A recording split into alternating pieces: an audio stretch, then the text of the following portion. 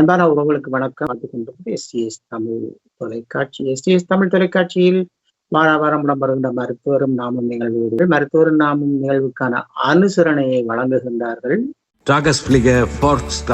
ஈழத்து பெண்மணியால் ஜெர்மனியில் பதனி செல்வநாதன் அவர்களால் உருவாக்கப்பட்ட முதியோர் பராமரிக்கும் இல்லம். இன்று மருத்துவர் நாம நிகழ்வில் எங்களோடு இணைந்து கொள்கின்றார் ஸ்ரீ கதிர் ராமநாதன் அவர்கள், உளவியல் நிபுணர், டென்மார்க்கிலிருந்து. வணக்கம்.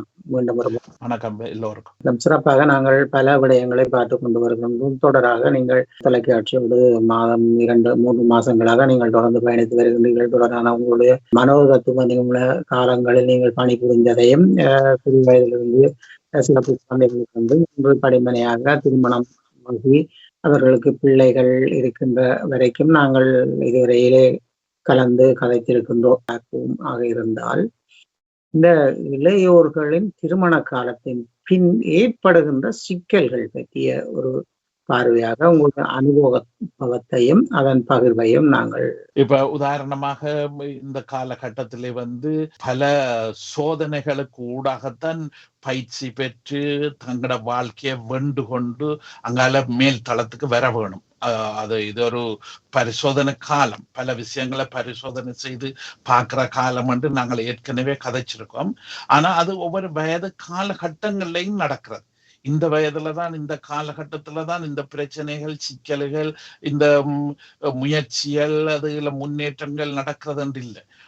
மனிதன் பிறந்த நாளில இருந்து அவன் இறக்கும் மட்டுமே அவன் இந்த மாதிரியான ஒரு குழப்பங்கள், பிரச்சனைகளுக்கு ஊடாகத்தான் வளர்ந்து கொண்டிருக்கின்றான். அப்ப அந்த வளர்ச்சி என்று சொல்றது இந்த பிரச்சனைகள், குழப்பங்கள், முரண்பாடுகள் இதுகள் இல்லாம ஒரு தைரியமான மனிதனாக இல்ல மனித சமூகம் இருக்கிறதுக்கு சாத்தியக்கூறு இல்லை. அப்படியால ஒரு மனுஷ இனம் அல்லது மனுஷ வாழ்க்கை என்று சொல்றது நாங்க இந்த முரண்பாடுகள், பிரச்சனை இதுகளை முகம் கொடுத்து அதுகளுக்கு தீர்வுகள் கண்டு அடுத்த கட்டத்துக்கு அங்கால போக வேணும். ஒன்று. ரெண்டாவது இந்த பிரச்சனைகளை முகம் கொடுத்து அதுக்கு தீர்வுகள் காணும் போதுதான் எங்களுடைய சுய ஆளுமை என்றது, அந்த ஆளுமை என்று சொல்றது வளர்ந்து கொண்டு போற காலகட்டம். அந்த சொந்த ஆளுமை என்று சொல்றது காலப்போக்கிலே அவர்களுக்கு அது நிரந்தரமாக மாறி விடுறபடியினால இப்ப பல பேருக்கு சில நண்பர்கள் அல்லது அயல்ல உள்ளவர்களை ஏற்கனவே தெரியும், இவர் இப்படியான விதமான முறையில தான் கதைப்பார், இந்த மாதிரியான முறையில தான் இவர் பதில் சொல்லுவார், இப்ப இவர்கிட்ட நாங்க இன்ன விஷயத்தை தான் கதைக்கணும், இன்ன விஷயத்த கதைக்க கூடாது. இப்படியான பல முடிவுகள் சமூகத்துக்குள்ள பரவலாக பரந்திருக்கிறத நாங்க பாக்குறோம் இல்லையா? அப்ப அந்த விதங்கள், விஷயங்கள் எல்லாம் இந்த காலகட்டத்திலே தான் உருவாகி அதுக்கு தீர்வுகள், குழப்பங்கள் எல்லாத்துக்கும் ஊடாக பல பயன்கள், பெறுபேறுகள் ஒவ்வொரு மனித இனத்துக்கும் கிடைச்சு கொண்டு வர்றது. இப்ப இதுல நீங்க குறிப்பிட்ட இந்த வயது, அதாவது இப்ப 25க்கும் 35க்கும் இடைப்பட்ட வயதைத்தான் நாங்க போன முறையில எடுத்து கதைச்சுனாங்க. அப்ப அந்த காலகட்டத்துல நடக்கிற பிரச்சனைகள்ல முக்கியமான பிரச்சனைகள் இப்ப உதாரணமாக இந்த காலகட்டத்துலதான் பல இளம் பிள்ளைகள் குடும்பம் என்ற நிறுவனத்தை ஆரம்பிக்கிறார்கள் இல்லையோ? அப்ப அந்த குடும்பம் என்ற நிறுவனத்தை அவர்கள் ஆரம்பிச்சு ஒருத்தனுக்கு ஒருத்தி என்ற ஒரு நிலப்பாட்டிலே அவர்கள் வாழ்க்கையை ஆரம்பிக்கிறார்கள், வாழ்க்கையை உருவாக்குகிறார்கள். அப்ப இந்த ஒருவனுக்கு ஒருத்தி என்று சொல்லப்படுற இந்த விஷயங்கள் இப்ப இங்கத்திய இந்த ஐரோப்பிய நாடுகள்ல, இந்த மேலத்தேச கலாச்சாரங்கள்ல பல சோதனைகளை, பல பிரச்சனைகளை கொடுக்கிறத நாங்கள் வைத்திய தளத்துல இதுகள்ல நாங்க அவதானிக்கிறோம் அல்லது பார்க்கின்றோம் இல்லையா? இப்ப உதாரணமாக இப்ப இந்த இடத்துல இந்த இளம் பிள்ளைகள் இவர்களோட சம்பந்தப்பட்ட பிரச்சனைகள் நான் எங்களோட தமிழ் பிள்ளைகளோட வேலை செய்த தன்மைகளை விட நான் மற்ற அயல் நாட்டு, வெளிநாட்டு மக்களோட வேலை செய்த அனுபவங்கள் தான் என்னோட கூடுதலாக இருக்கின்றது. ஆனா இப்ப இந்த பிரச்சனைகள் வந்து எல்லாருக்கும் பொதுவானது. அது தமிழர், சோமாலியா அல்லது வியட்நாம் அல்லது ஆப்கானிஸ்தான், அப்படி என்ற ஒன்றும் வித்தியாசம் இல்லை. அந்த காலகட்டத்துக்கு அது வந்து பொதுவான விஷயங்கள் பலது இந்த எங்கட மக்கள்கிட்ட வந்து இருக்கு. அப்ப இந்த இடத்துல பிரச்சனைகள் வந்து கூட வர்றதுக்கு அடிப்படை காரணங்கள் ஒன்று. நாங்க போன முறை பேசும்போது கதைச்சுனாங்க. இப்ப நாங்க வந்து ஒரு நில நீர் முதலீட்டு சமூகத்தில இருந்து இங்க வந்தாங்க. இப்ப இந்த சமூகம் வந்து ஒரு தொழிற்சாலை கலாச்சாரம், இப்போ தற்போது வந்து மின்னணு யுகம், மின்னணு எலக்ட்ரானிக் யுகத்துலதான் வாழ்றோம் இல்லையோ. சமூக வலைப்பின்னல்கள், சமூக தொலைபேசிகள், செய்தி பரிமாறுறதுகள், செய்திகள் கிடைக்கிறதுகள், இப்படியான விஷயங்கள் வந்து கன விஷயம் இங்க நடந்து கொண்டு. அப்ப இதுகள் நடந்து கொண்டு இருக்கிறது வந்து இப்ப உதாரணமாக இங்க மேல தேச நாடுகளே அதுகளை வந்து இப்ப பெரிய அளவில் பேசக்கூடிய விஷயமாக எடுத்து கதைக்கிறார்கள் என்னன்னு சொன்னா, அந்த பெரிய 5 பெரிய மின்னணு நிறுவனங்கள் இருக்கின்றன இல்லையோ. இப்ப கூகுள், அமேசான், பேஸ்புக், இப்படியான இது ஆப்பிள், இதுல 5 பெரிய நிறுவனங்கள் இருக்கின்றது இல்லையோ. இந்த 5 நிறுவனங்களும் வந்து இப்ப அதீதமான செய்திகளை அது உண்மை பொய் என்று சொல்லி கண்டுபிடிக்க இயலாத அளவுக்கு எல்லாத்தையுமே திறந்து விட்டு இருக்கிறார்கள். அப்ப எல்லாத்தையும் அதுக்குள்ள வந்து திறந்து விட்டபடியினால இப்ப இங்க மேலத்தேச அரசாங்கம், குறிப்பாக இப்ப டென்மார்க்ல எல்லாம் இப்ப பெண்ணாம்பெரிய ஒரு கலந்துரையாடல் இங்க நடந்து கொண்டிருக்கின்றது. எங்களுடைய ஜனநாயக விழுமியங்களை, சமூகம் சார்ந்த ஜனநாயகம் தான் இங்க சோசியல் டெமோக்ரட்டி என்று சொல்றது. ஒரு சமூகவியல் சம்பந்தப்பட்ட ஒரு ஜனநாயக முறையில தான் இவர்களுடைய அரசு சமூகம் கட்டி எழுப்பப்பட்டிருக்கு. அந்த சமூகமயவாக்கம், இந்த சமூகமயவாக்கம் என்றது வந்து இந்த தொழில்நுட்ப, இந்த மீடியாக்கள், இந்த டென்மார்க்கை பொறுத்தவரையில வந்து சமூகமயவாக்கம் என்றது வந்து இவர்களுடைய ஜனநாயக வாழ்க்கைக்கு மிக மிக முக்கியமான அடிப்படையான ஒரு பொருளாக வைத்திருக்கின்றார்கள். அப்ப இந்த சமூகமயவாக்கம் என்று சொல்லப்பட்ட விடயத்தை வந்து பரிவர்த்தனை முறைகள் அதை உடைச்சு கொண்டு போறது என்று சொல்லுகிறார்கள். அவர்கள் சொல்வதற்கு முக்கிய காரணங்கள் ஒன்று என்னன்னு சொல்லி சொன்னா, இப்ப எல்லாருமே கையில வந்து ஐபோனையோ ஏதோ ஒரு டெலிபோனை வச்சுக்கொண்டு அதோட தான் பேசிக்கொண்டிருக்கின்றார். அப்ப அது வீட்டுல இருந்தா என்ன, வெளியில போனா என்ன, ஒரு பஸ்ல போனா என்ன, ஒரு ட்ரெயின்ல போனா, எங்க போனா என்ன, அதோட தான் கதைச்சு அதோட தான் தொடர்புகளை வச்சு கொண்டிருக்கிறது. அப்ப இதனால இந்த சமூகமயமாக வாழுகின்ற இந்த அவர்கள் வந்து மற்றவர்களை வாழ்த்து சொல்றதோ, மற்றவர்களை சிரிக்கிறதோ, மற்றவர்களை சுகம் விசாரிக்கிறதோ, மற்றவரோட பேசுறதோ, கதைக்கிறதோ, இதுகள் எல்லாம் வந்து நல்லா குறைஞ்சு கொண்டு போகுது. அப்ப இதனால குறிப்பாக வயது வந்தவர்களை அவர்கள் சொல்லல, இந்த இளம் பருவத்து பிள்ளைகள், இளம் பராயத்துல உள்ள இந்த பிள்ளைகள், சிறு பிள்ளைகள், இளம் வயது ஆக சின்ன பிள்ளைகள், இவைகள் எல்லாம் வந்து தொடர்பாடல், அதான் மற்றவர்களோட கதைக்கிற, பேசுகிற, எப்படி ஒரு சுமூகமான பரிவர்த்தனைய வளர்த்து நட்பை உருவாக்கி கொள்ளுகின்ற சக்தி என்றது நிறைய குறைஞ்சு கொண்டு போறதாக இங்கே உள்ள ஆய்வுகள்ல சொல்லுகிறார்கள். அப்ப இந்த ஆய்வுகளின் படி அவர்கள் வந்து பெருசாக பயப்படுகிறார்கள். இந்த சமூகம் நாங்கள் எங்க போய் நிக்க போறோம், இப்படி நாங்கள் எங்கட மனதுக்குள்ள, எங்கட மூளைக்குள்ளேயே வாழ்றோம் இல்லையோ. இந்த தொலைபேசி வலைப்பின்னல்கள் ஒவ்வொரு தரம் தங்கட மூளைக்குள்ளேயே, தங்கட உலகத்திலேயே வாழ்றதுக்கு தான் அவை உதவி செய்கிறது என்று சொன்னா, அதுல 2 பக்கமாக கேள்வி கேட்டு மறுமொழி சொல்ற விஷயங்கள் அங்க இல்லை. அதுல ஒரு பக்கமாக பார்த்து சிரிச்சு கதைச்சு அது மாத்திரம் தான் அங்க இருக்கு இல்லையோ. அப்ப இதனால சமூகத்துல வந்து சாதாரணமான இதுல வந்து ஒரு ஆள் கேட்ட ஒரு ஆள் பதில் சொல்லணும். அப்ப இந்த விடயங்கள் இப்ப நாங்க சொல்ற இந்த 25-35 இந்த வயது காலகட்ட மக்கள் இளம் அந்த பருவத்திலையும் ஓரளவுக்கு பெரிய செல்வாக்கு செலுத்துறத பாக்குறாங்க.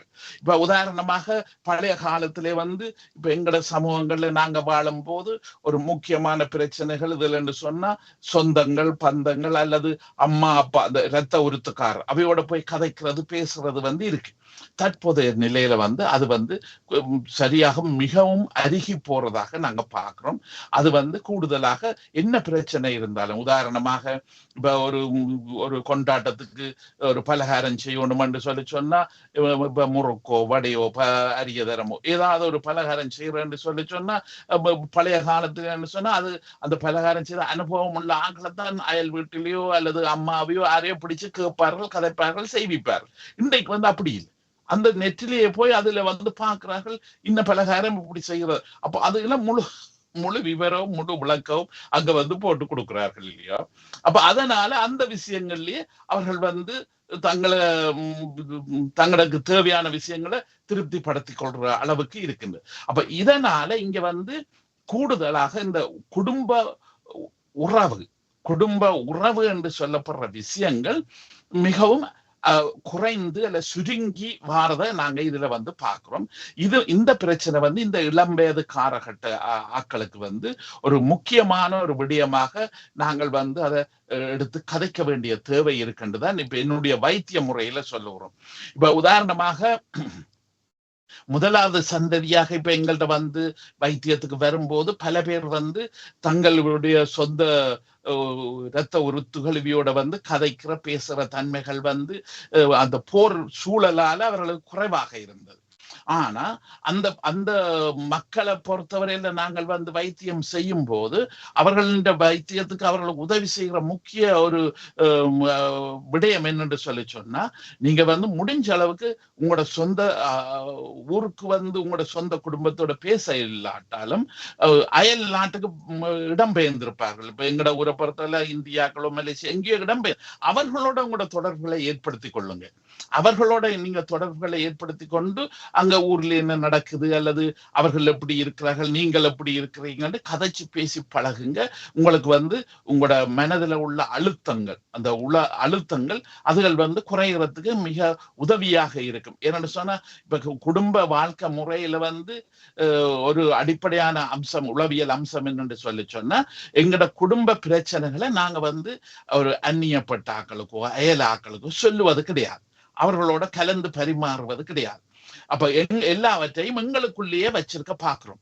எங்களுக்குள்ளேயே வச்சு அது அந்த குறிப்பாக அந்த எங்களுடைய ரத்த உறுத்துக்குள்ளதான் அதை வந்து மனம் திறந்து அதுவும் ஒரு குறிப்பிட்ட ஆக்களோட தான் கதைப்போம் பேசுவோமே ஒழிய எங்கட இப்ப கணவன் மனைவிக்கு இடையில வர பிரச்சனையோ, கணவனுக்கும் பிள்ளைகளுக்கும் உள்ள பிரச்சனையோ, இல்ல தாய்க்கும் பிள்ளைக்கு இப்படியான பல விடயங்கள் வந்து மிகவும் இரகசியமாக வச்சுக்கின்ற ஒரு சமூகத்தை சேர்ந்தவர்கள் தான் நாங்கள்.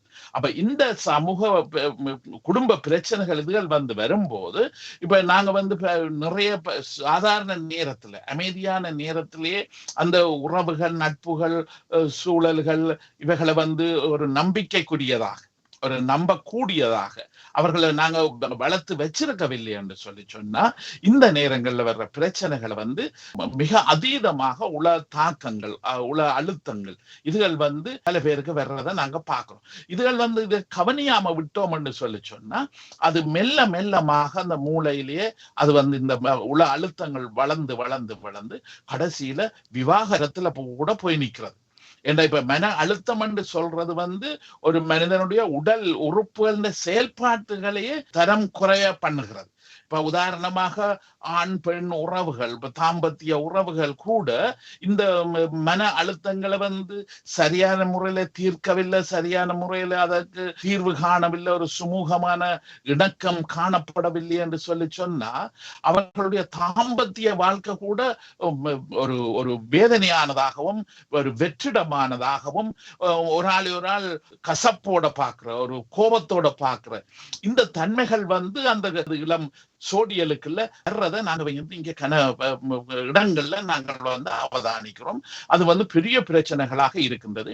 இப்ப உதாரணமாக நாங்க மேலோட்டமாக சாதாரணமாக சமூகத்துல வந்து பேசும்போது எல்லாருமே பரவலாக பேசுறேன்னு சொன்னா பிள்ளைகள் இப்ப எல்லாம் மேல தேசமா மாறிட்டுது, மேல தேச முறையில வாழ முயற்சிக்கின, அவர்களுக்கு வந்து பொறுமை இல்லை அல்லது சகிப்புத்தன்மை இல்லை, விட்டு கொடுப்பு தன்மை இல்லை. இதனால எடுத்த உடனே தங்கட புருஷனையோ பஞ்சாதியோ விட்டுட்டு தங்கட பாடல போய் தனியாக இருக்குன்னு இந்த மேலோட்டமாக இதுகளை வந்து கதைக்கிறோம், பேசுறோம், அல்ல அதை பற்றி பரிகாசம் பண்றோம், அல்ல அது ஒரு பெரிய கதையாக எடுத்து கதை. ஆனா இதெல்லாம் உண்மை. இந்த உண்மை என்று சொல்றது வந்து நாங்கள் வந்து எங்கட பந்த பாச உறவு இந்த வட்டத்துக்குள்ள வந்து எங்கட மனதை திருப்தியாக விட்டு நம்பிக்கையோட கதைப்பதற்கு எங்களுக்கு சூழல்ல ஆக்கள் இல்லாம இருக்கின்றது, அல்லது யாரோடையும் கதைக்க பேச எங்களுக்கு இயலாம இருக்கின்றது. அப்ப இந்த விடயத்தாலதான் நாங்க பல முக்கியமான சம்பவங்களை எங்களுக்குள்ளேயே அந்த பிரச்சனைகளை வந்து இப்ப உளவியல் ரீதியாக நாங்க அதை பேசும்போது சொல்லும் போது அந்த பிரச்சனைகளை தீர்க்க இயலாது. இதுதான் அவர், நான் இப்படித்தான், என்னுடைய நிலப்பாடு தான், அவற்றை நிலப்பாடாதான், இதுகள்ல வந்து ஒன்றும் தீர்வு காணலாம், ஒன்றும் செய்ய இயலாது என்று சொல்லி போட்டு இதை முடிஞ்ச அளவுக்கு நான் வந்து என்ன கட்டுப்படுத்தி, என்ன கட்டாயப்படுத்தி, என்ன அழுத்தம் கொடுத்து நாம் வாழ இந்த இறுக்க நிலைக்கு வரும்போது மனதளவில் இந்த இறுக்கம் இல்லை, இந்த பிடிவாத சிந்தனைகளோ அல்லது தனிப்பட்ட சிந்தனைகளோ அல்ல. இந்த சிந்தனைகள் வந்து உடம்பில உள்ள உறுப்புகள், இதயத்தில இருந்து, சுவாசத்தில இருந்து, செமிபாட்டில இருந்து, ஆண் பெண் உறுப்புகள்ல இருந்து, தசனார்கள்ல இருந்து எல்லா இடத்தையும் இது போய் பாதிக்கிறத நாங்க வந்து அவதானிக்கிறோம். ஆனா பல மனிதர்கள் வந்து அப்படி சிந்திப்பது கிடையாது. ஏன்னா அவர்கள் வந்து இந்த மாதிரியான வைத்தியத்துறையில படிச்சு அந்த அனுபவங்கள் இல்லாதபடியால் அப்படி சிந்திக்கிறது கிடையாது. ஆனா கூடுதலா எங்கள்கிட்ட வரும்போது அதை வந்து நாங்க வந்து அவர்களுக்கு விளங்கப்படுத்தி இதை தெளிவாக சொல்லும் போது அவர்கள் வந்து சொல்றார்கள், நீங்க சொல்றதா உண்மை, எனக்கு வந்து இப்ப 5 வருஷம் அல்லது 6 வருஷத்துக்கு முதல்ல இருந்து இந்த முரண்பாடுகள் பிரச்சனைகள் எல்லாம் வந்து நான் இதை பற்றி இனிமேல் கதைச்சு பிரயோசனம் இல்லை, இதை பற்றி கதைச்சு ஒரு தீர்வும் வராது, நான் இப்படித்தான் வாழ்ந்து கட்டாயப்படுத்தி வாழணும், அந்த முடிவெடுத்த பிறகுதான் எனக்கு இந்த வருத்தங்கள் வர ஆரம்பிச்சது.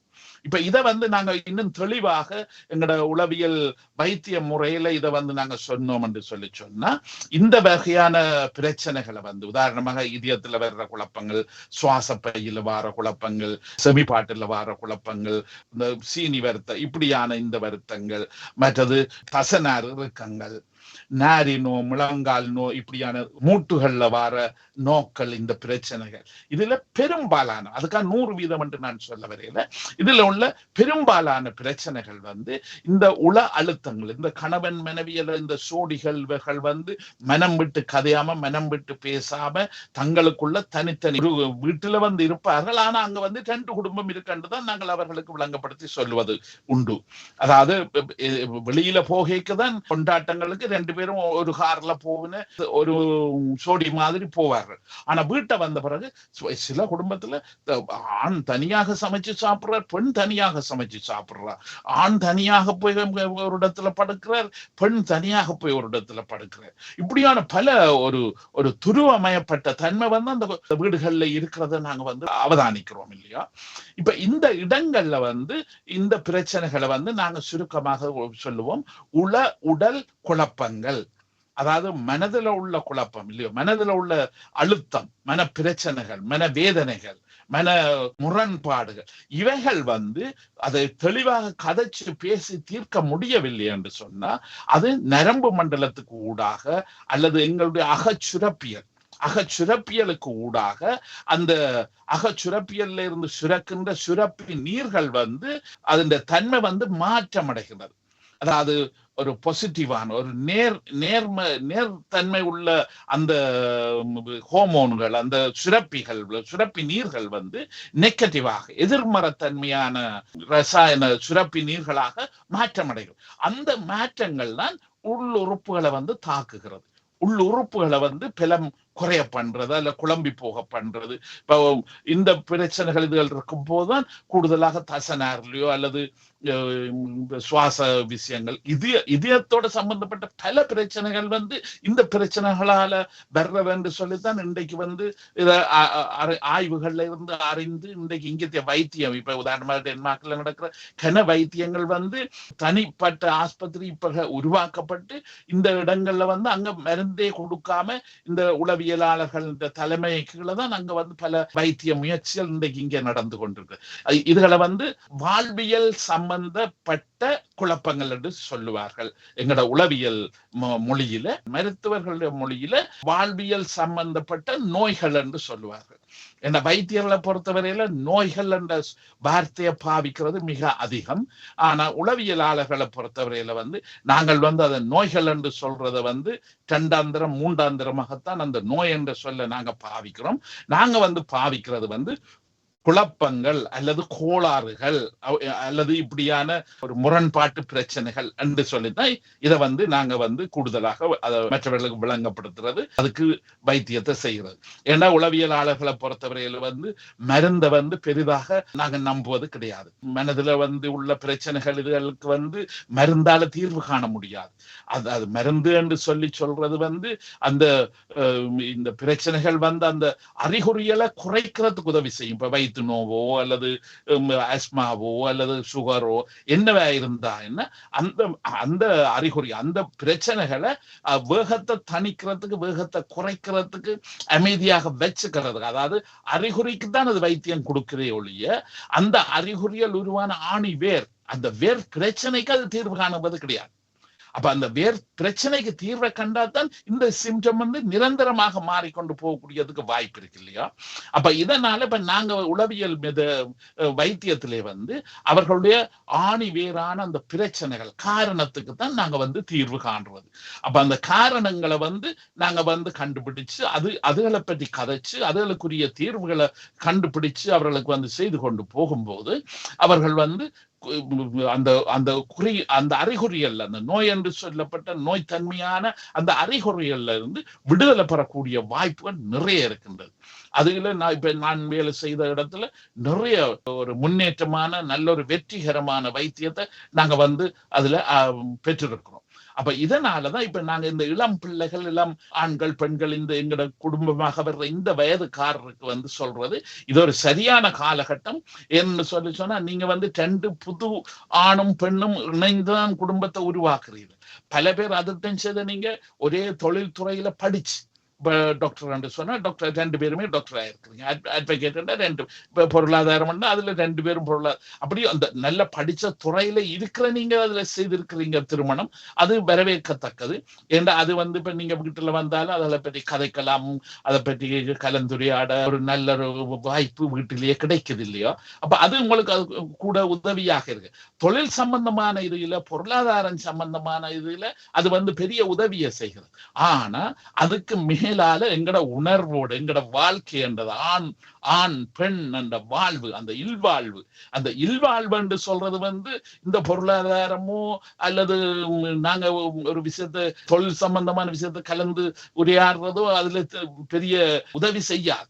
இல்வாழ்வு என்று சொல்றது எங்களுடைய மனிதத்தன்மை, மனித உணர்வு, மனித தன்மையோட உள்ள விஷயம்தான் எங்களுடைய இல்வாழ்வு என்று சொல்றது இல்லையா? அப்ப இந்த இல்வாழ்வு என்று சொல்றது நிதானமாக, சரியாக, ஆழமாக பல நடைமுறை பிரச்சனைகளை கதைக்கணும், பேசணும், இணைய வேணும். உதாரணமாக இப்ப பல சமூகத்துல நாங்க இந்த இளம் பிள்ளைகளை பார்க்க கூடுதலான பிரச்சனைகள் நாங்கள் கேள்விப்படக்கூடியது, அறியக்கூடியது என்னன்னு சொன்னா, ஆணும் பெண்ணும் இங்க வேலையும் செய்கிறார்கள், வீட்டுக்கு வீட்டையும் பார்க்கிறார்கள், பிள்ளைகளையும் பராமரிக்கிறார்கள் இல்லையோ? ஆனா இதுல சில கலாச்சாரத்தை சேர்ந்த இடத்துல ஆண் பிள்ளைகள் அந்த சமையல் அறைக்க வருவது கிடையாது. அது பெண்ணின் வேலை, அது பெண் தான் செய்ய வேணும் என்ற ஒரு இறுக்கமான சிந்தனை உடையவர்களாக இருக்கிறார்கள் இல்லையோ? அப்ப அதனால அவர்கள் இந்த பெண்ணை அவருக்கு ஒரு 3 மடங்கு வேலையை அவர்களுக்கு ஒதுக்கி வச்சுக்கிறார்கள் இல்லையோ? ஏன்னா வேலைக்கு போய் வேலை செய்ய சம்பளமும் கொண்டுறணும், பிள்ளைய பராமரிக்கிற விஷயத்துல கூடுதலாக பிள்ளை இந்த விஷயத்திலையும் கவனிக்கணும், அடுத்த சமையல் என்றதையும் செய்யும். அப்ப இதுல சில ஆண்களை பொறுத்தவரையில பல ஆண்கள், இப்ப எங்கட தமிழ் ஆண் பிள்ளைகளை பொறுத்தவரை நாங்க அவதானிக்கும் போது கூடுதலாக சமையல்லையும் ஈடுபடுகிறார்கள், பிள்ளை பராமரிப்பிலையும் ஈடுபடுகிறார்கள், சாமான்கள் வேண்டி கொண்டு வர்றது, இந்த பல விஷயங்களை ஈடுபட்டு கொண்டு இருக்கின்றார். ஆனா அதுல ஒரு சிறு பகுதியினர் இந்த மாதிரியான பிரச்சனைகள், இந்த மாதிரியான ஒரு முரண்பாடுகள் அவைக்குள்ள இலகுவாக வரக்கூடிய வாய்ப்புகள் இடம் இருக்கு. அந்த விஷயங்களை இவர்கள் 25-30 வயதுக்கு 35 வயதுக்கு இடையில அவதானித்தார்கள் என்று சொன்னா மிக விரைவில் அந்த பிரச்சனைகளை தங்களுக்குள்ள தீர்க்க பார்க்கணும், அல்லது தங்களுக்கு இஷ்டமான நம்பிக்கைக்குரிய சொந்தக்காரரோ அல்லது நண்பர்களையோ வச்சு அதை தீர்க்க பார்க்கணும். அதுவும் இல்லை என்று சொன்னா வைத்திய முறைகளை, தொழில் ரீதியாக வேலை செய்கின்ற ஒரு உளவியலாளர்கள் இவர்களை நாடி போறது மிக மிக நல்ல. ஏன்னா பல பிரச்சனைகள் மிக விரைவிலே தொழிலாக ஆரம்ப நிலையில் அதை தீர்த்து விடும் போது உடல்நிலை, உளநிலை எல்லாமே சௌக்கியமாக இருக்கும். நல்ல தைரியமாக இருக்கு. ஏன்னா உடல்நிலை ரெண்டுமே தைரியமாக திடகாத்திரமாக தைரிய தன்மையோட இருந்துன்னு சொன்னா வாழ்க்கை என்றது வலி இலகு. வாழ்க்கை என்றது நிறைய அனுபவிக்கலாம். அதாவது நல்ல இன்பத்தை சந்தோஷத்தை அனுபவிக்கலாம் இல்லையோ. ஆனா அதுக்குள்ள ஒரு சின்ன இடைவெளி சின்ன முரண்பாடு வந்துட்டது என்று சொல்லி சொன்னா வாழ்க்கைன்றதே நரகமா போயிடும். அந்த குடும்ப வாழ்க்கையில அந்த விஷயங்களே நரகமாக போயிடும் இல்லையோ. இப்ப சில பிள்ளைகள் நாங்க கேட்கும்போது சொல்லுகிறார்கள், நான் ஏன் குழந்தை பெற்றேன் என்று சொல்லி கவலைப்படுற தன்மை கூட இருக்கு. என்னத்துக்காக நான் இந்த ஆளை நம்பி நான் 2 பிள்ளைய பெற்றேன் 3 பிள்ளைய பெற்றேன், அந்த ஆள் பிள்ளையையும் கவனிக்கிறது இல்லை எங்களையும் கவனிக்கிறது இல்லை, தன் வேலை நண்பர் என்று சொல்லிக்கொண்டு இப்படியான விஷயங்களை நாங்க நடைமுறையில நாங்க பாக்குறோம் அவதானிக்கிறோம் கேட்கிறோம் இல்லையா. அப்ப இந்த பிரச்சனைகளை இழுத்து கொண்டு போகாம அதை கடைசி வட்டம் தங்களுக்குள்ளேயே இரகசியமாக வச்சிருந்து மூடி மறைச்சு இழுத்து கொண்டு போகாம அதுக்கு விரைவாக அதுக்கு தீர்வுகளை கண்டுபிடிக்கிறது மிக அருமையாக இருக்கும் அவர்களுடைய எதிர்காலம். ஏன்னா உதாரணமாக நாங்க அடுத்த பருவத்தை பற்றி நாங்க பேசும்போது இன்னும் பல முக்கியமான விஷயங்கள் அடுத்த பருவத்துல நடக்கிறது. அந்த பருவத்துக்குள்ள நடக்கிற பிரச்சனைகளுக்கு இங்க உள்ள பிரச்சனைகள் நீண்டு கொண்டு மூடி வச்சு இரகசியமாக வச்சுக்கிறதாலதான் அடுத்த கட்ட வாழ்க்கை மண்டலம் 35 இருந்து 45 அல்லது 50 வயது, அந்த 35 இருந்து 50 வயது வரையிலையும் சிக்கல்கள் வர்றது காரணம் இந்த 25-35 வயதுக்கு இடையில ஏற்படுகின்ற பிரச்சனையை நாங்க விரைவில் தீர்க்காம அதை மூடி மறைச்சு வச்சுக்கிறது. அல்லது இப்ப இந்த விஷயத்துக்கு எங்கட மட்டத்துல வீட்டுல உள்ள பெரிய அனுபவம் உள்ளவ எங்கட கலாச்சாரத்துல உள்ளவ அவர்கள் சொல்றது இது ஏதோ கிரக தோஷம் கிரகத்தால பிரச்சனை வருது, இது என்ன கோயிலுக்கு விதரம் இருக்கணும், செவ்வாய் விதரம் இரு, சனி விது அல்லது வியாழன் இரு, இப்படியான இதுக்கும் ஒரு அந்த வேதனையால தணிக்கிறதே ஒழிய பிரச்சனைகளுக்கு ஆணிவேர் அந்த அடி காரணத்தை தீர்க்கிற விஷயம் அல்ல. கோயில்களுக்கு போறது அர்ச்சனை செய் இது எங்கட பழைய கால பிரச்சனை. அது நான் அந்த பிரச்சனை அர்த்தம் இருக்காது நல்லதா கூடான்னு சொல்ல நான் வரே இல்லை. அந்த விஷயங்களை நீங்க எதையும் செய்யுங்க, அது உங்களோட மனதுக்கு விருப்பப்பட்டு உங்களுக்கு விருப்பமாக இருந்தா எதையும் செய்யுங்க. ஆனா முக்கியமாக உங்களோட மனதுல உங்களோட உடம்புல சில அறிகுறி ஏற்படும் போது, இப்ப உதாரணமாக நாங்க இப்ப இந்த காலகட்ட பருவத்தை முக்கியமாக சொல்றது தாம்பத்திய வாழ்க்கை. இப்ப எங்கள்கிட்ட வர்ற ஆக்கள்கிட்ட 90-95% ஆக்களுக்கு இந்த தாம்பத்திய பிரச்சனை தான். அதாவது இந்த இடத்திலேதான் அவர்களுடைய சிக்கலை அவர்கள் முக்கியமாக கவனிக்க ஆரம்பிக்கிறார்கள், அல்ல அவர்களுக்கு தெரிய வருகிறது. ஆனா அதுக்குரிய காரணம் தெரிகிறது கிடையாது. அவர்கள் அந்த தாம்பத்திய வாழ்க்கையில ஈடுபடுகிறது வேதனையாகவோ கஷ்டமாகவோ பின்னடிப்பதாகவோ எங்கள்கிட்ட வைத்தியம் தாங்கள் பல பேர் சொல்லவில்லை இல்லையோ. அதாவது பெண்கள் கூடுதலாக பிள்ளைகளோடு போய் படுப்பார்கள், கணவனோட போய் படுப்பது, இப்படி பல சிக்கல்கள் நடைமுறை சிக்கல்கள் இருக்கு. இப்ப இதுகள் எல்லாத்துக்கும் நிறைய தீர்வு நல்ல தீர்வுகள் இங்க உளவியல் ரீதியாக பெற்றுக்கொள்ளலாம்.